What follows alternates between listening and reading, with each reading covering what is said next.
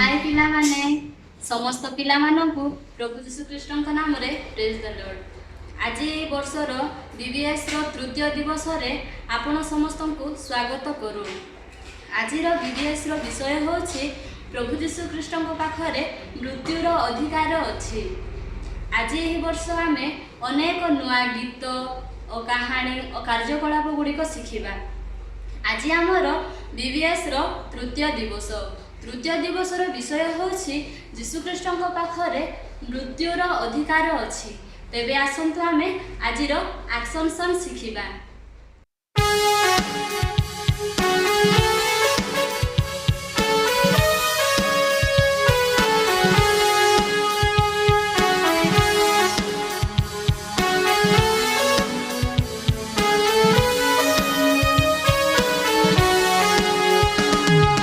जिसु कहिले alpha omega आदि अंत पथ सत्य जीवन है। जिसु कहिले अल्फा ओमेगा आदि अंत पथ सत्य जीवन है। मो उद्धार पाई जगते जन्म हेले मो पाप कारणे क्रूसरे प्राण देले। मो उद्धार पाई जगते जन्म हेले मो पाप कारणे क्रूसरे प्राण देले। मृत्युरु से उठिले स्वर्गान्वित से हेले पुणी जीशु आसिबे तांको सह मु जीवी। प्रस्तुत छकी प्रस्तुत छकी प्रस्तुत छकी प्रस्तुत छकी। जिसु कहिले अल्फा ओमेगा आदि अंत पथ सत्य जीवन ही। जिसु कहिले अल्फा ओमेगा आदि अंत पथ सत्य जीवन ही। पिला माने आजिर एक्शन सन केमिति लागिला भलो लागिला ना? तेबे आसंतु आमे आजिर बीबीएस रो कहानी को ध्यान रे सुनिबा और शिखिबा। हाय पिलाने आज आम बीबीएस रो तृतीय दिवस आमे गत दिन मानकरे शिखिलु जे सृष्टि उपरे जीशुंकर अधिकार अछि। पाप क्षमा करने को जीशुंकर अधिकार अछि।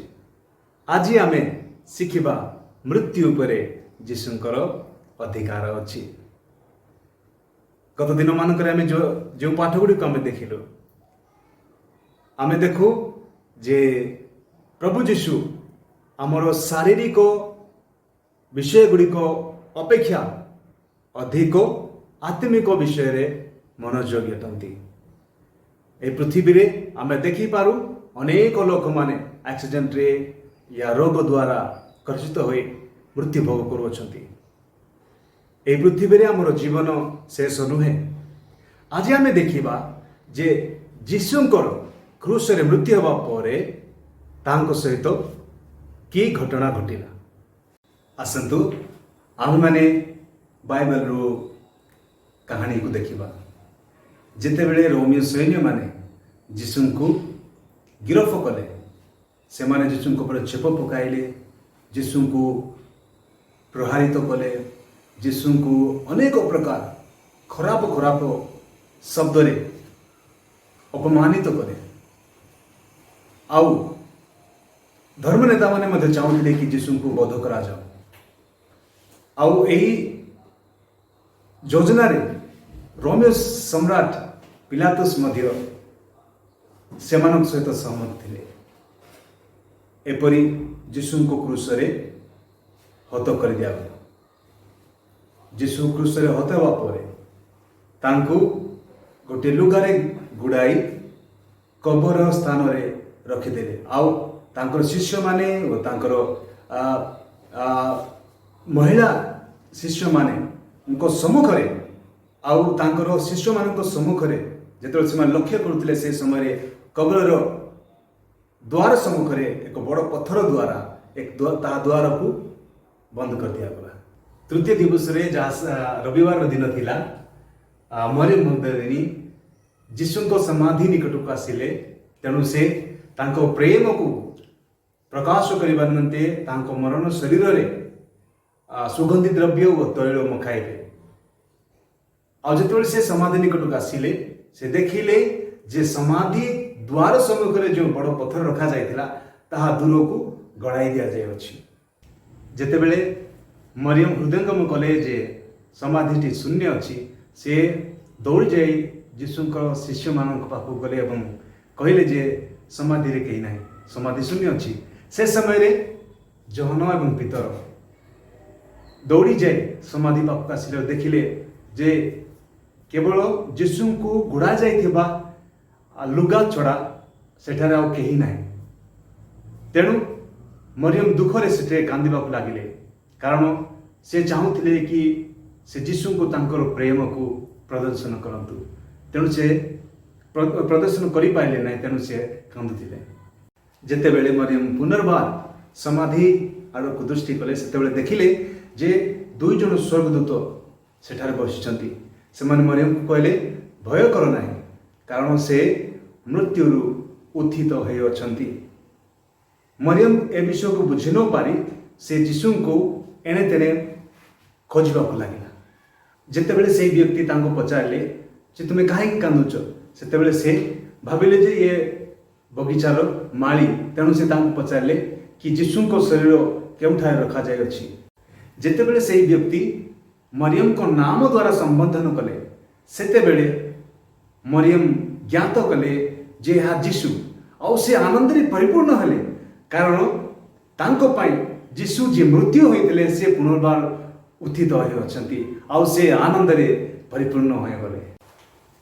ଯେତେବେଳେ ମରିୟମ ଯୀଶୁଙ୍କୁ ଦେଖିଲେ ଯୀଶୁ ତାହାଙ୍କୁ ନିର୍ଦ୍ଦେଶ ଦେଲେ ଯେ ଯାଇ ତୁମେ ମୋର ଶିଷ୍ୟମାନଙ୍କୁ କୁହ।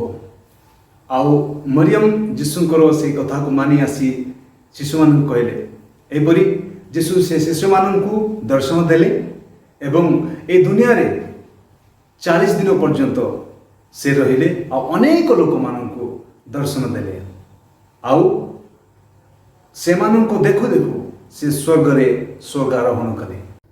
ପରିତ୍ରାଣ ପାଇଥିବା ସମସ୍ତ ଲୋକମାନଙ୍କୁ ତାହାଙ୍କ ସହିତ ସ୍ୱର୍ଗକୁ ଘେନିଯିବା ନିମନ୍ତେ ଯୀଶୁ ପ୍ରତିଜ୍ଞା କରିଅଛନ୍ତି। ଆସନ୍ତୁ, ଯେପରି ମରିୟମ ଯୀଶୁଙ୍କ ପୁନରୁତ୍ଥାନ ବିଷୟରେ ଅନ୍ୟମାନଙ୍କୁ କହିଥିଲେ ସେହିପରି ଆମମାନେ ମଧ୍ୟ ଯାଇ ଅନ୍ୟମାନଙ୍କୁ ଯୀଶୁଙ୍କ ପୁନରୁତ୍ଥାନ ବିଷୟରେ କହିବା ଓ ସମସ୍ତଙ୍କୁ ଉଦ୍ଧାର ମାର୍ଗରେ ନେଇ ଆସିବା। ପ୍ରଭୁ ଆପଣମାନଙ୍କୁ ଆଶୀର୍ବାଦ କରନ୍ତୁ। ଆସନ୍ତୁ ଆମମାନେ ପ୍ରାର୍ଥନା କରିବା।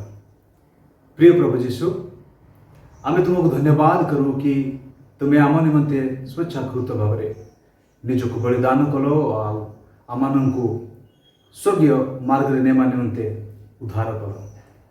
ପ୍ରଭୁ ଯୀଶୁ, ଆମେ ତୁମକୁ ଧନ୍ୟବାଦ କରୁ କି ଆମ ନିମନ୍ତେ ଓ ସର୍ବଜଗତ ନିମନ୍ତେ କ୍ରୁଶରେ ହତ ହେଲ, ସମାଧିସ୍ଥ ହେଲ ଆଉ ପୁନରୁଦ୍ଧିତ ହୋଇ ଏ ଦୁନିଆରେ ସମସ୍ତଙ୍କୁ ମୃତ୍ୟୁ ଉପରେ ବିଜୟ ପାଇବା ନିମନ୍ତେ ପ୍ରତିଜ୍ଞା ଦେଲ। ସ୍ୱର୍ଗୀୟ ପିତା, ଆମେ ତୁମକୁ ଧନ୍ୟବାଦ କରୁ ସମସ୍ତ ବିଷୟରେ ଆଉ ପ୍ରାର୍ଥନା କରୁ କି ଅନେକ ଲୋକମାନେ ଏହି ସଂସାରରେ ତୁମକୁ ଉଦ୍ଧାରକର୍ତ୍ତା ରୂପେ ଗ୍ରହଣ କରିନାହାନ୍ତି। ସେମାନଙ୍କ ନିକଟକୁ ଏହି ସୁସମାଚାର ପହଞ୍ଚାଇବା ପାଇଁ ଆମକୁ ସାହାଯ୍ୟ କର। ତେଣୁ ସେମାନେ ମଧ୍ୟ ତୁମ ସହିତ ସ୍ୱର୍ଗରେ ବାସ କରିପାରନ୍ତୁ। ପ୍ରଭୁ ଯୀଶୁଙ୍କ ନାମରେ ମାଗୁଛୁ, ଆମେନ୍। ପିଲାମାନେ, ଆଜିର ବିବିଏସ୍ର କାହାଣୀ କେମିତି ଲାଗିଲା? ଭଲ ଲାଗିଲା ନା? ଆମେ ଶୁଣିଲୁ ଯେ ଯୀଶୁଖ୍ରୀଷ୍ଟ କିପରି ପ୍ରମାଣିତ କଲେ ତାଙ୍କ ପାଖରେ ମୃତ୍ୟୁର ଅଧିକାର ଅଛି। ତେବେ ଆସନ୍ତୁ ଆମେ ଆଜିର ମୁଖସ୍ଥ ପଦ ଶିଖିବା। ହ୍ୟାଲୋ ପିଲାମାନେ, ଆଜି ଆମର ବିବିଏସ୍ର ତୃତୀୟ ଦିନ। ମୁଁ ଆଶା କରେ ଆପଣମାନେ ଗତ 2 ଦିନ ଧରି ବହୁତ ଆଶୀର୍ବାଦ ପ୍ରାପ୍ତ ହୋଇଅଛନ୍ତି। ଆଜିର କାହାଣୀ ଅନୁସାରେ ଆମେ ବାଇବଲରୁ ଗୋଟିଏ ପଦ ଶିଖିବା। ତାହା ହେଉଛି ପ୍ରଥମ କରନ୍ଥୀୟ 15 ପର୍ବ 3-4। ଏଠାରେ ଲେଖାଯାଏ, ଖ୍ରୀଷ୍ଟ ଶାସ୍ତ୍ର ଅନୁସାରେ ଆମମାନଙ୍କ ପାପ ନିମନ୍ତେ ମୃତ୍ୟୁଭୋଗ କଲେ, ସମାଧି ପ୍ରାପ୍ତ ହେଲେ, ଶାସ୍ତ୍ର ଅନୁସାରେ ତୃତୀୟ ଦିବସରେ ଉତ୍ଥିତ ହେଲେ।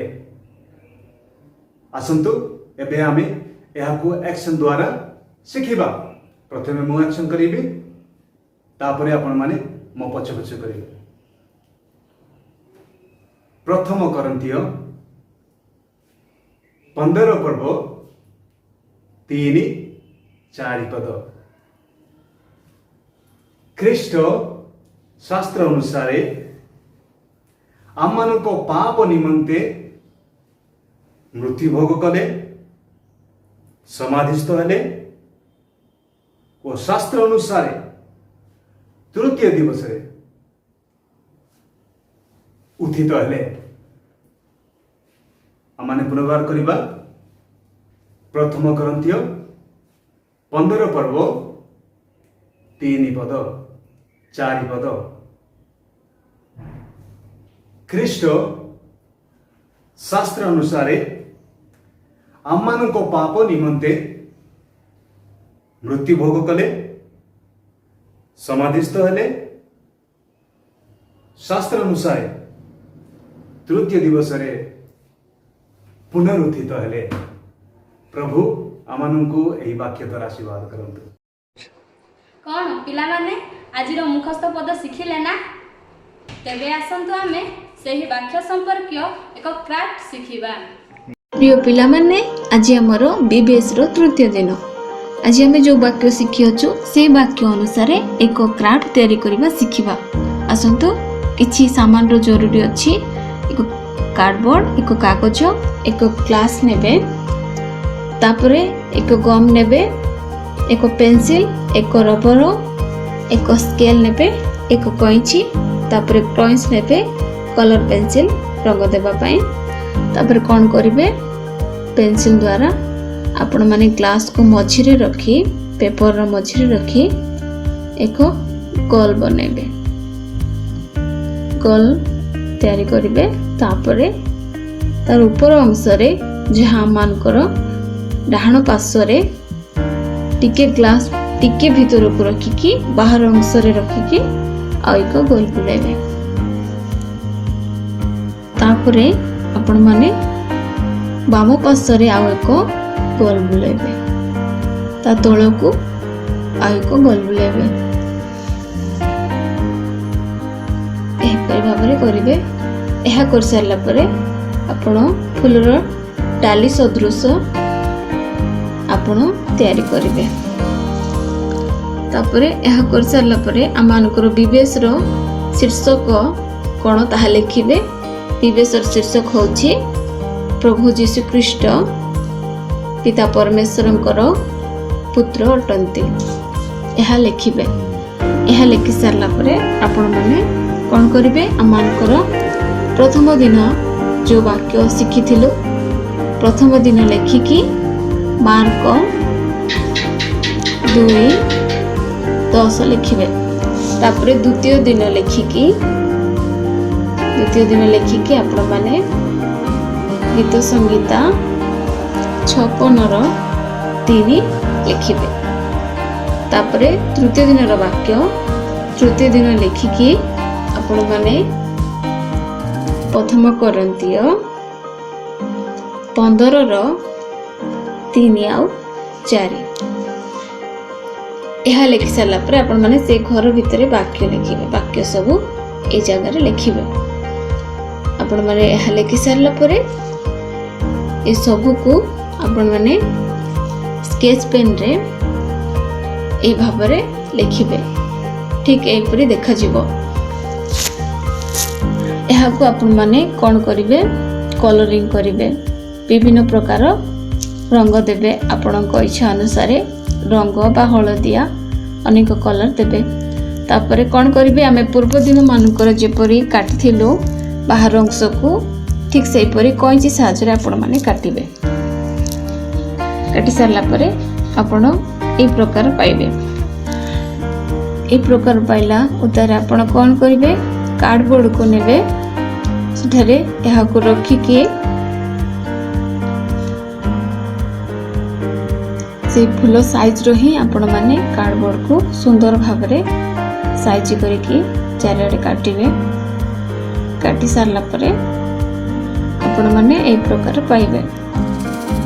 ଏହାକୁ ଆପଣମାନେ ଗମ୍ ସାହାଯ୍ୟରେ ଲଗାଇ ଦେଲା ପରେ ଠିକ୍ ଉପରକୁ ଆପଣମାନେ ଟିକେ କଣା କରିବେ।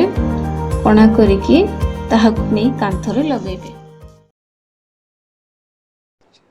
ପିଲାମାନେ ଆଜିର ବାକ୍ୟ ସମ୍ପର୍କୀୟ କ୍ରାଫ୍ଟ ଶିଖିଲେ ନା? ଆପଣମାନେ ଆଜିର ବାକ୍ୟ ସମ୍ପର୍କୀୟ ଯେଉଁ କ୍ରାଫ୍ଟ ଶିଖିଛନ୍ତି ତାହା ତିଆରି କରି ନିଜ ଘରର ଯେକୌଣସି ସ୍ଥାନରେ ରଖିପାରିବେ। ଏବେ ଆସନ୍ତୁ ଆମେ ଆଜିର ମିଶନାରୀ କାହାଣୀ ଶୁଣିବା। ଆସନ୍ତୁ ଏବେ ଏକ ମିଶନାରୀ ଷ୍ଟୋରି ଆମେ ଶିଖିବା ଗ୍ରାହାମ ଷ୍ଟେନ୍ସଙ୍କ ବିଷୟରେ।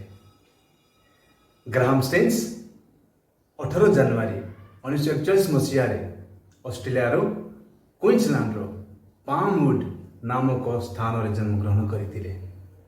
ତାଙ୍କ ମାଙ୍କ ନାମ ଏଲିଜାବେଥ ଥିଲା। ବାଳକ ସମୟରୁ ସେ ତାଙ୍କ ମାଙ୍କ ଦ୍ୱାରା ବହୁତ ପ୍ରଭାବିତ ଥିଲେ, କାରଣ ତାଙ୍କ ମା ବହୁତ ଆତ୍ମିକ ଥିଲେ। ଯେତେବେଳେ ସେ 15 ବର୍ଷ ବୟସରେ ଥିଲେ, ସେହି ସମୟରେ ତାଙ୍କ ସମବୟସ୍କ ଯୋସିଆ ସରେନ ନାମକ ଜଣେ ବ୍ୟକ୍ତିଙ୍କର କୁଷ୍ଠ ରୋଗରେ ଯେଉଁ ଆକ୍ରାନ୍ତ ଥିଲେ ତାଙ୍କର ଫଟୋ ଦେଖିଥିଲେ। ଆଉ ସେ ଫଟୋ ଦେଖି ତାଙ୍କ ହୃଦୟ ବହୁତ ଦୟାରେ ବିଗଳିତ ହୋଇଯାଇଥିଲା। ଆଉ ସେଇଦିନ ସେ ନିଷ୍ପତ୍ତି କଲେ ଯେ ସେ କୁଷ୍ଠ ରୋଗୀମାନଙ୍କ ମଧ୍ୟରେ କାର୍ଯ୍ୟ କରିବେ। ଆଉ କିଛି ବର୍ଷ ପରେ ଯେତେବେଳେ ସେ ଭାରତର ଓଡ଼ିଶା ରାଜ୍ୟର ଏକ ସ୍ଥାନରେ କୁଷ୍ଠ ରୋଗୀମାନଙ୍କର ମଧ୍ୟରେ ସେବା କାର୍ଯ୍ୟ କରିବା ପାଇଁ ଯେତେବେଳେ ଆହ୍ୱାନ ପାଇଲେ, ସେହି ସମୟରେ ସେ ଆହ୍ୱାନକୁ ଗ୍ରହଣ କଲେ। ଆଉ ସେ ଭାରତରେ ଓଡ଼ିଶା ରାଜ୍ୟରେ ଆସିଲେ।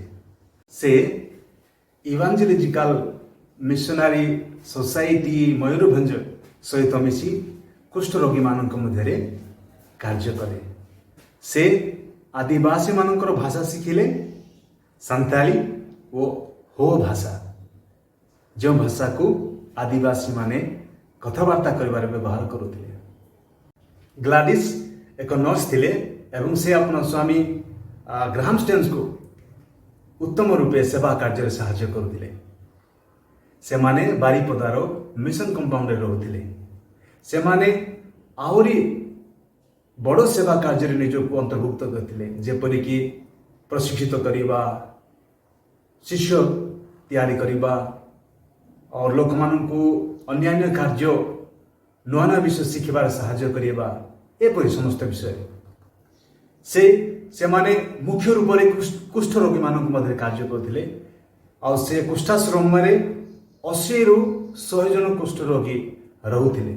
ଆଉ ସେମାନେ ଗ୍ରାହାମ ଷ୍ଟେନ୍ସଙ୍କ ଜୀବନ ଦ୍ୱାରା ବହୁତ ପ୍ରଭାବିତ ହୋଇଥିଲେ।